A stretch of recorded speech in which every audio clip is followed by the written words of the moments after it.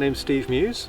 I volunteer with Green Wedmore, and Green Wedmore was set up in 2006 to help the community around the village and the Isle of Wedmore to lead a more sustainable lifestyle. So we don't preach, we just do events, we do activities, we do projects just to sort of show people what can be done. So we're going to do a quick tour around the village, all the different stuff we've been doing, and we started off here in Worthington Woods, which is a food forest project that we've developed. Started it this year. It's a bit of parish council land, so we're very grateful to them for letting us use it. And it's an opportunity, it's a lovely quiet space where we planted it up with fruit trees, some other normal native trees, some low fruit shrubs and so forth. So it produces food, but it also captures a bit of carbon. And it's just a much nicer place for anybody in a community to come and visit and come and explore and relax and de-stress and get away from it all. So we've also managed to improve the wildlife a lot here as well. So we've done lots of recording and we're finding out how the wildlife returns to this, which was a pretty bare patch of nettles for many years. So you'll see here as well, we've just got some new hedgehog boxes we've had delivered. We put bat boxes up in the trees there, you can see some of the new bat boxes. And it all links into COP26, it's all doing everything we can really to restore nature. Nature as part of the solution to climate change, but it's also helping to capture carbon and to reduce our impact on the planet. Did you say the community engaged in the project? It's a big group of people, so there's probably a core group of about 10 who are the do most of the organising really. Often we'll find people will come and go, will just if they're happy just to do a bit of digging every now and then, or just happy to deliver some leaflets. And do the schools get engaged? Absolutely, yeah. So we have another woodland we planted up about 12 years ago called Terry's Community Wood, which is just about a quarter of a mile that way. And again, it was just a chance to, someone donated the land to us, and then we transferred it to parish council ownership, and we planted it up with native woodland. It's about an acre or so. And again, it's just been growing amazingly well now, and the trees are formed a nice beautiful canopy, and again you're capturing a bit of carbon. It was a field that, well, it really wasn't being farmed, so it was kind of been left, so it's great, it gave it another lease of life. And I guess, as you say, it's having that help and support of landowners or councils or others in the locality that can provide the opportunity. Yeah, absolutely, it's always a team effort, and there's nothing that any other community can't do. But yeah, so we had the help from a group called Reimagining Levels, which is another good Somerset-based volunteer group, helped us plant this hedgerow here. And again, it's, as you can see, it's blooming now. It's really growing up really well. We had a lovely wet summer to get us going. It's just a matter of getting stuck in, really. It's just finding those core people in the community, getting together and just looking at what else is happening around the county, and then just saying, right, okay, yeah, we can do that. It's also doing, in this case, perhaps it's starting off also with some smaller type of activities that people can really feel engaged with, because sometimes if these things are too big and too broad, they can feel that they can't contribute. Yeah, absolutely. It can be daunting at first. You need to build up a little bit to meet it. Yeah. So, for example, we run a lot of events, things like the Free Cycle event, which is really exciting.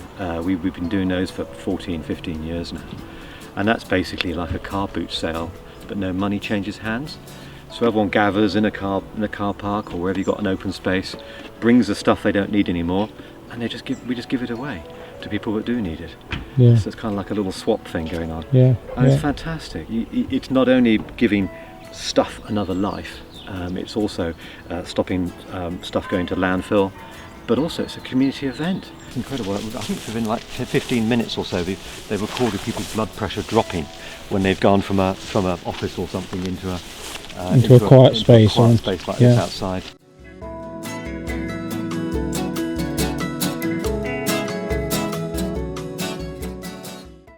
Our main thrust is to do some of these big projects to really try to make that difference in the village. But again, a classic example of how you can have a project in the countryside like this, which isn't impacting negatively on anybody. No. You know, nobody, even the houses on the distance here now cannot see it. How long did it take to actually, from the idea of having the solar farm to initially getting it funded or getting built in the case? Was that a lot of local government support, or how does it? It was, yeah. We had some really good support from Sedgemoor District Council, so we were really grateful to them, and Wedmore Parish Council as well. But it was actually quite quick because we knew we had to do it quickly because the feed-in tariff rate was changing early 2013. So it was actually through some people that were part of Green Wedmore, but also had a skill set in developing solar farms, luckily. So they scoured the countryside and found the site here, which is owned by two different farmers, and we lease the land from them and pay them an annual rent. So it took about probably 9 months or so from conception to actually building, which is actually quite quick. That is quick, isn't it? So what we did, we had a share offer. We sold some bonds as well, and 50% of the shareholders are in the parish or the Isle of Wedmore here. And, we raised the money fairly quickly. I think about 2 months it took to raise the money. We had to raise £1 million. But of course solar panels are much cheaper now, so although the feed-in tariff isn't there, because the price of solar panels has come down so much, the maths still works if another community wants to do the same. So we've got 4,000 panels here. As I say, it was built in 2013, and it's completely non-profit. So there's a group of volunteers on the board, including myself, and we manage the day-to-day. We have a local company that does the technical maintenance, and we have a community grant scheme. So what happens is we have surplus monies each year which pays the shareholders or the bondholders the interest, but we also have a community grant scheme. So for the life of a solar farm, over its 25 years, we hope to give back about £550,000 back to the community. So we've already given about 75,000–80,000 back, which is the fun bit as well. Deliberately designed so we're actually higher than normal, so it's higher off the ground, so it does allow sheep to graze as well. So it was really important to us that happened, so that the land was used for more than just one thing. And at the end of its life, so at the end of 25 years, all the legs for the solar farm, they're not set in concrete, they're just plunged into the ground. So this can all be removed if need be, and the field returned to exactly as it was. We even had teams of local people helping to build it, which was great fun. So we all got to go at building a bit of a solar farm, Yeah. which was great fun. So there's this array here, and then there's another array beyond in the next. Links through to another project we're doing at the moment, which is our Green Wedmore Solar 1000 project. So what we're doing there is we've linked up the local solar provider, who luckily lives in the village, Sunlit Solar, and they've provided a special rate for people to go through this scheme, so that anyone in the whole of the parish of Wedmore, if they want to sign up, they get for a standard 4 kilowatt size solar array for £4,000, and then a donation sometimes comes back to us. People want to give £50 back to the group, and we're trying to get more and more people with solar on their roofs. And we've worked out, because of part of our zero carbon Wedmore project, trying to get to net zero by 2030, we worked out that roughly we need 1,000 roofs to have solar on them. So this is one of our big initiatives to get going with that, really. You've probably got various other projects potentially, have you, to offset that? Do you need to meet your targets? Absolutely. So we're doing food projects. So we've just produced our second cookbook, in fact, which is on sale at the moment, and that's fantastic because, again, it's encouraging people to shop locally, to use local produce wherever they can, to try to buy food in season.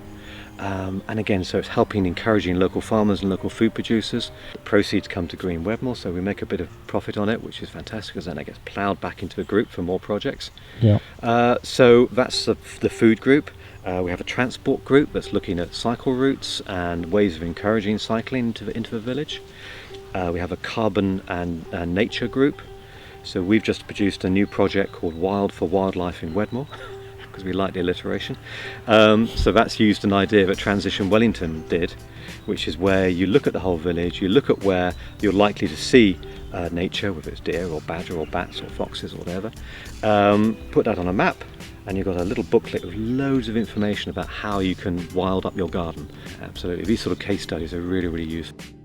Again, just to emphasise to people that anything's possible, don't feel overwhelmed. you know, we're always more than welcome to speak to any other local community, and we do quite a bit. Come to us and they'll say, oh, well, I'm thinking of doing this in such and such a village.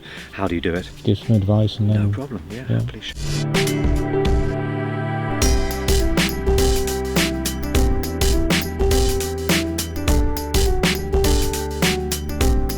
On the transport issue, that's a big challenge. It's really difficult. So we've been trying to get a cycle route from the village here to our middle school, which is a mile or so down the road.